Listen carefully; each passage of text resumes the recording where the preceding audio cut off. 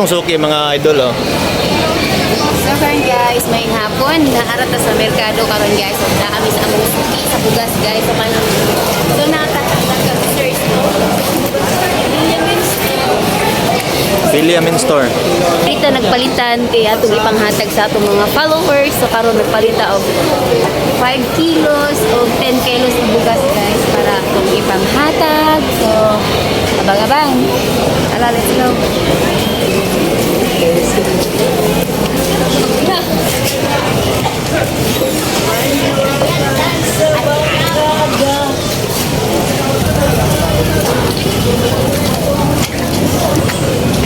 Berapa dalon?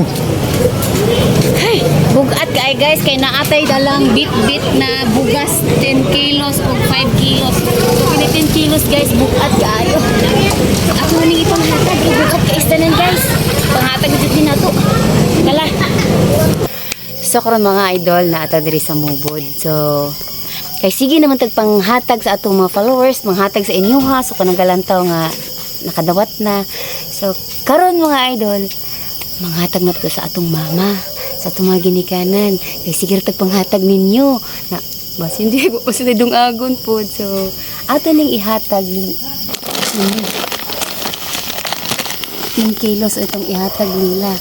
So, ato sa nang ihatag sa itong ginikanan kasi looy po, sige tagpanghatag sa uban atong ginikanan. Wala di ay bugas. So, tara ato isurprise si mama. Ma! Alis agad! So, karoon na si mama, guys. So, ato na ihatag sa itong mama. So, makay, sige man tagpanghatag sa itong mga followers, mga solid followers. So, ato na pong mama or atong ginikanan na po atong hatagan. Salamat kayo lang. Kakalagumad tingin ko. So, nakasuha. Tama na karong adlaw, wala na yung ugma. No, tama ra jud di ay, guys. Sige ra tagpanghatag. Sige ra tagpanghatag, Salamat kayo sa guys. Sinmox. Sinmox vlog. Sinmox vlog. Sinmox vlog.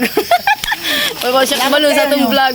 So, tanawa, nakadungog mo sa kong mama. O, taman raman day ang ilahang bugas karon. So, tama ra jud. Papa sa dagat kayo may bugas ugma. Drama. Si Papa sa dagat. So, tama ra jud ato nahatag ni nato ning atong 10 kilos na bugas guys sa atong ginikanan kay.